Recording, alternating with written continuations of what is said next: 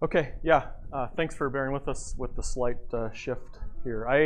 Like I said this morning, I did want to talk a little bit about what Honeywell's doing here, and think about it in the context of kind of where we fit within the value chain. We're spending an awful lot of time and energy on a lot of the technology areas that we heard about today, and frankly, I share a lot of the same opinions as some of those that have talked already today. Which, by the way, remarkable stuff. And I know I've had the great pleasure to meet some of these guys, and they're leading some of these companies along with many others in the room here. And for me, it's just it feels really good and inspiring to be a part of that, because we are on the frontier, I think, right? Like I said, Honeywell's been around a long time, and going from analog systems to digital systems to where we are today, where software and connectivity are starting to really drive the platform and the adoption. That's how we think about it. And that, for me, is it's a great place to be. And it also provides a great opportunity for all of us here. So I just wanted to spend a little bit of time talking about what we're doing from a commercial UAV perspective. And think about it, again, in the context of Honeywell. Honeywell is a very large company. We're a small team in an organization of 35 billion or 40 billion, okay? And what's on the screen here is just to provide the context of the company, and these are the businesses that Honeywell operates in. And what I want you to take away is that within each one of these businesses, there are opportunities where drones and UAVs can improve, can provide efficiency, really can extract value. And one of the challenges for myself and for the team is to figure out what not to do in this context. And we're taking it a very customer-centric approach. We heard a little bit about that this morning.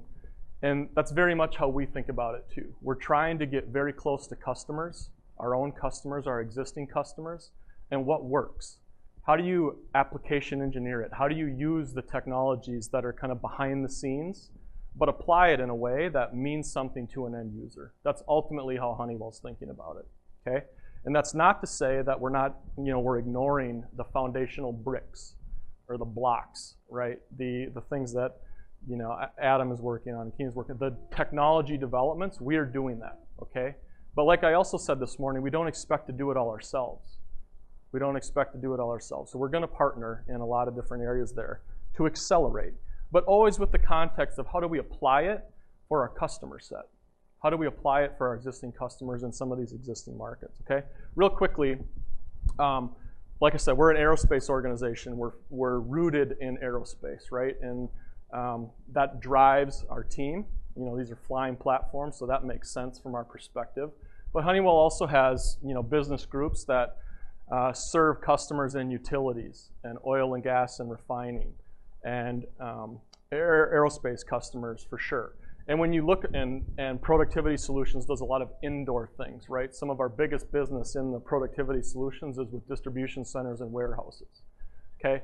So what I just said, there's lots of opportunities that we're all aware of today where UAVs are touching those, right? Indoor distribution centers, infrastructure, okay? And that's where we're focusing. We're focused, again, to get started, to be quick with a customer-centric point of view, to iterate and improve on it, okay? That's the mode and the model that we're in as a UAV greenhouse. I mentioned this before, and it's an important point. And when I close, I want to talk about some of the things from our perspective on what's missing, some of the lessons learned we've had over the last year and a half or two since we've been in existence here as a UAV greenhouse. Safety is key for what we do and for how we think about it. Adam mentioned it. When you talk about industrial users, when you talk about scaling it up, scaling it globally, scaling it across enterprise adoption, we certainly feel that safety is very, very key there. And that's in the Honeywell DNA, right? We've been doing that for quite a long time. Because we have access to all these end markets and end customers, and I touched on it, but we're thinking about it in terms of a connected approach, a connected architecture. And that's a pretty powerful way to think about it for us, because the UAV is a platform. It's an edge sensor, okay? It's another IoT device or edge device, connected edge device, just like the thousands of others that Honeywell has in these infrastructures, okay? That's powerful from our perspective because along with all of our other install base, be it in aircraft, be it in refineries or operations or utilities, all around the world, we can draw on all of that install base and combine it with what a UAV can bring, right? Via image sensing or whatever payload you want to put on it. The platform is the pick and the shovel, okay, in that analogy. And we're focused on what to do after the fact, but we're also focused on to make sure that we can enable that whole ecosystem. And we firmly believe that a lot of that is going to be software, okay?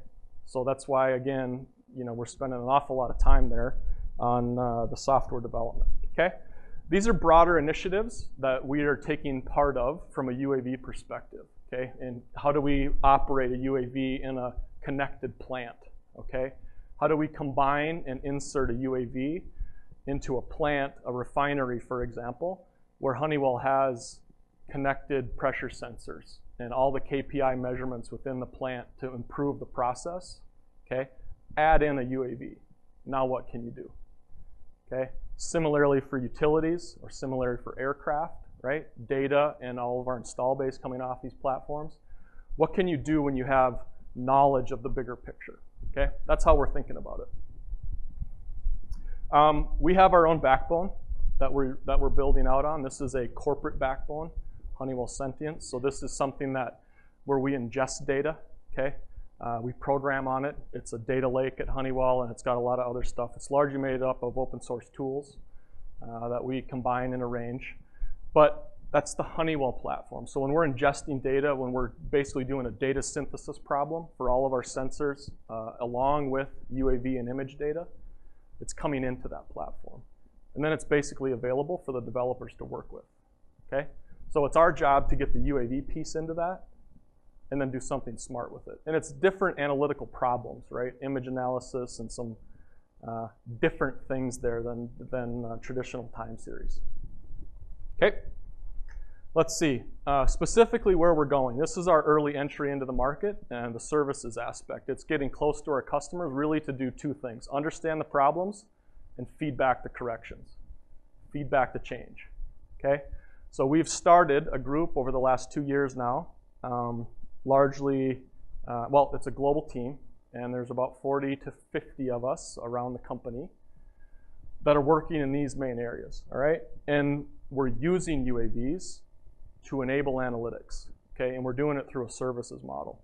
In the long term, Honeywell isn't gonna be a service provider. We're interested in what to do with the data and the analytics. Again, coming off of the platform, combined with all the other things that Honeywell is doing for some of these customers.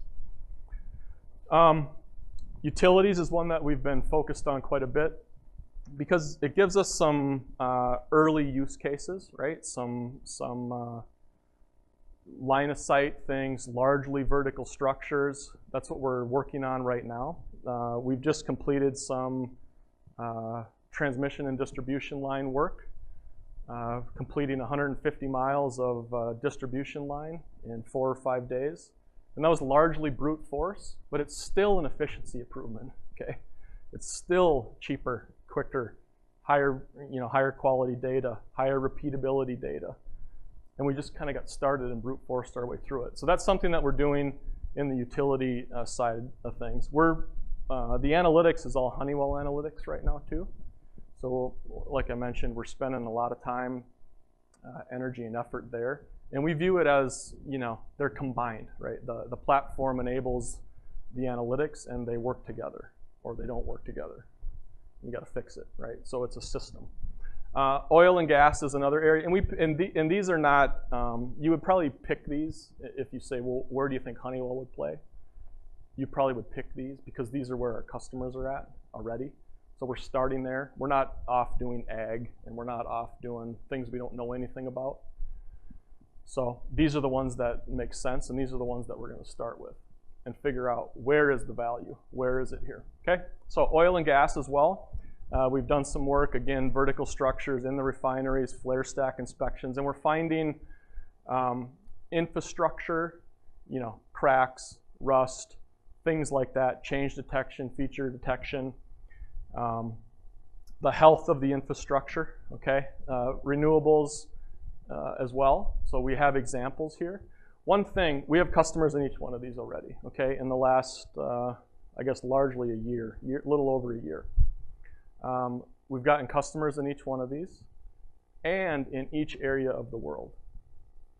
And that's been enlightening too, right? Because it's different as you go to different places.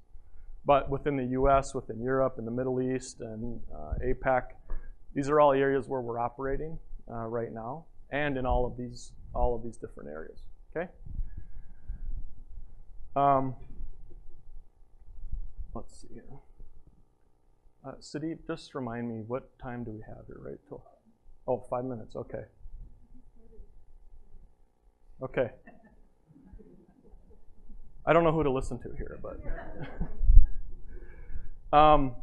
Okay, real quick, this is our offering. It's an end-to-end offering, okay? And that's the point that I want to make on this chart. We are providing people, pilots, okay, to control the experience, mostly to capture the learning. So Honeywell, we have pilots. We have the planning and the in-field work, and we also have the data and the analytics and the tools that can deliver the result or deliver the insight back to the customer, okay? That's what we have. That's what we're going to continue to do. Long term, right? We're not interested in a service organization. We will partner on that. But we are interested in the things that enable this end-to-end chain. And early on, we're going to be a part of all of it so we can capture and learn what makes sense. Just an example of some of the analytics we're doing. Largely AI, ML analytics. I'm not an expert here. But some of the novel things that Honeywell has done, as you guys know, takes an awful lot of data to get these things working right. And we've been exploring novel concepts to basically do synthetic training. That's my term. But training on a smaller data set where you reduce and improve the false positives and false negatives as you move across and in and out of some of these different verticals, okay? So that's something that I do think what we have is novel. And we've been, porting that across different use cases and different verticals. So more to come there. Like I said, we're largely an engineering organization. Probably, 20 to 30 of the team is engineering. And of that, maybe, 10 are doing analytics, okay? Recent case study, you can go look it up. This details a little bit about how we did some utility inspection. This was down in Arkansas with one of our customers. This is our goal, okay? Reliable, repeatable data, and how do we build upon it? How do we synthesize the stuff that we're doing and really extract the value when you have knowledge of more than just the imagery, okay? Some areas where we're playing, and these in and of themselves deserve more discussion, okay? And we could go into any one of them in a break or wherever. But simply put, when you think about the value chain of where UAVs are and where they play, from the planning, to the airspace authorization, to the execution, to the safety, to the comms, to the sense and avoid, the payloads, okay? Plus then what comes after. Security is one that we're very interested in as well. These are the areas where we're looking at it from an end-to-end point of view, okay? Work going on in all these areas. Work going on in all these areas at Honeywell, plus others, all right? And that's the challenge, because it has to either get applied, changed, altered, or we need to go find somebody that's better at it in a lot of cases for UAVs, right? For small UAVs or urban air mobility platforms. And the requirements are slightly different depending on what you're talking about. But the good news is that we have at least some baseline experience there, and we can help, right? We can help there. Let's see, lessons learned and what's missing, and then I'll close it up. I wholeheartedly agree with some of the things that have been said earlier, particularly around safety. And it's harder than it appears, okay? Over the last year and a half or whatever, in the real world, there are things that you bump into that are more difficult, okay? And we found that out. High intensity RF impacts. Localized weather impacts. We too have dealt with localized weather, and it's going to be a big problem to scale it up. So we're thinking about these things on how to do this, enterprise-wide or in a global perspective, all right? Autonomy is hard as well. We're spending some time there. That's a difficult nut to crack. I mean, as us, 2 eyes and 2 ears, we're very, very good at getting around a contextualized world. When you try to do that with cameras and imagery, it's difficult, especially in industrial environments. But more to come, all right? The regulation is a whole nother discussion. I don't want to get into that, just like Keenan didn't. But it's going to be necessary. And you know, you've probably heard the comments from the FAA, right? Don't bring me business cases, bring me safety cases. Okay? They're pretty staunch on that. If there's anybody from the FAA, you can feel free to jump in now. But that's how we feel. And we're playing along with that, right? It has to work. It has to be safe, especially for these industrial use cases, all right? I'm going to pause there and take any questions that you have, if you have any, for what we're doing. Okay.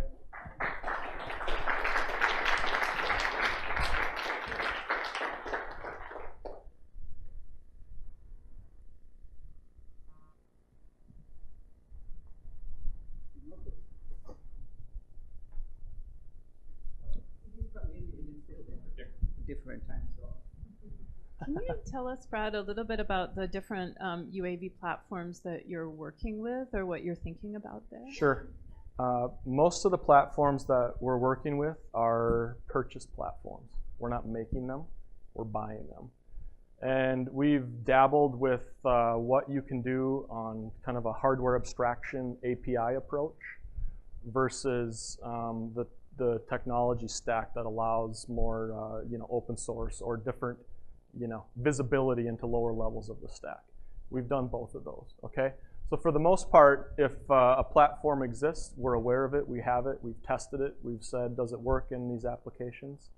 But we're very, I would say we're keeping an eye on that, on, does it enable operations in an industrial setting? Can you do these missions hardware abstracted, APIs or whatever? Or do we or others need to get into lower levels within the technology stack to make it do what we want to do? So we're working with all of them, and we're trying to figure out which one fits the right end uses, okay? And that varies depending on what we're doing, so.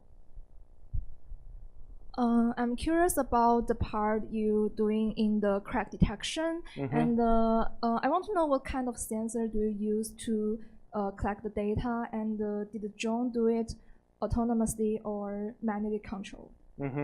Okay. All of that is image-based, so those are just cameras. And everything that we're doing, I would say, is not manually controlled, but also not autonomous, like what Adam would refer to.